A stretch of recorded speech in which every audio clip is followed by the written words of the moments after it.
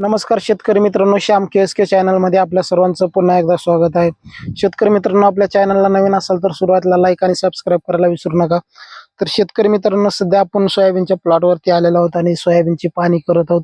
तर शेतकरी मित्रांनो, सोयाबीनची पाहणी करत असताना आपल्याला असं आढळून आलं, जवळपास शेंगा ही 75 ते 80% तयार झालेल्या आहेत आणि त्याच्यामध्ये सोले पण भरायचं प्रमाण सध्या सुरुवात झालेलं आहे. काही फुगलेले आहेत आणि काही कवळे आहेत.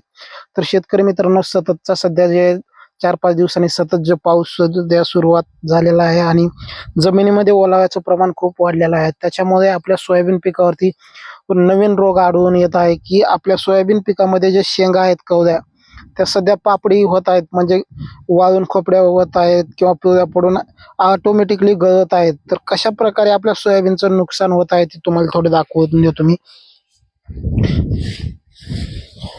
लागण खूप चांगले दिसत आहे, पण शेंगा जे आहेत ते कवळ्या बारीक, ते पिवळ्या पडत आहेत, गळत आहेत आणि वाळत आहेत जागच्या जागेला झाडालाच.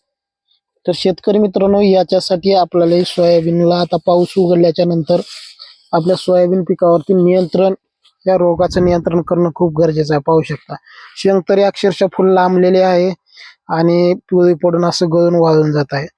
तर शेतकरी मित्रांनो, याच्यावर नियंत्रण करण्यासाठी आता पाऊस उघडल्याच्या नंतर आपल्या सोयाबीन पिकामध्ये एक चांगल्या पद्धतीचं बुरशीनाशक घेऊ शकता. आता जवळपास सोयाबीनच्या शेंगा तरी तयार झालेल्या आहेत आणि सोले पण भरलेले आहेत. त्याच्यामुळे आता सध्या टेबुकोनाझोल असलेला घटक आणि त्याच्यामध्ये सल्फर असलेलं कुठलंही तुम्ही वापरू शकता. जे टेबुकोनाझोल जे आहे ते सध्या आपल्या सोयाबीन पिकावरती असणारा रोग, करपा, भुरी, डावणी याच्यावरती कार्य करेल.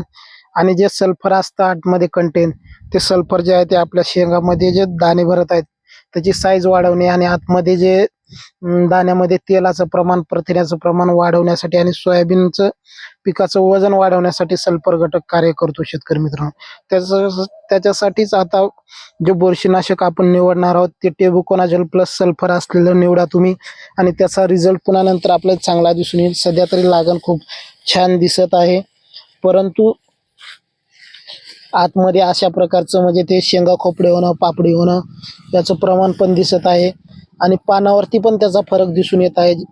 तुम्ही पाहू शकता, असं म्हणजे सोयाबीनच्या जे पानाच्या आतमधल्या शिरा आहेत ते वाळत आहेत.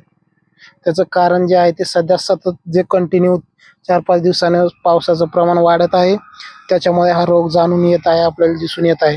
त्याच्यावरती नियंत्रण करणं खूप गरजेचं आहे शेतकरी मित्रांनो, कारण याच्यामुळे आपल्या सोयाबीन पिकाचं जवळपास 20 ते 25% इतक्या प्रमाणात उत्पन्नामध्ये घट येऊ शकते. त्याच्यासाठीच आपण बुरशीनाशकाचा स्प्रे सोबत कुठल्याही एखादा कीटकनाशकाचा स्प्रे घेऊ शकता. आणि शेतकरी मित्रांनो, व्हिडिओ आवडला असेल तर लाईक, सबस्क्राईब करायला विसरू नका आणि जास्तीत जास्त प्रमाणात शेअर करा.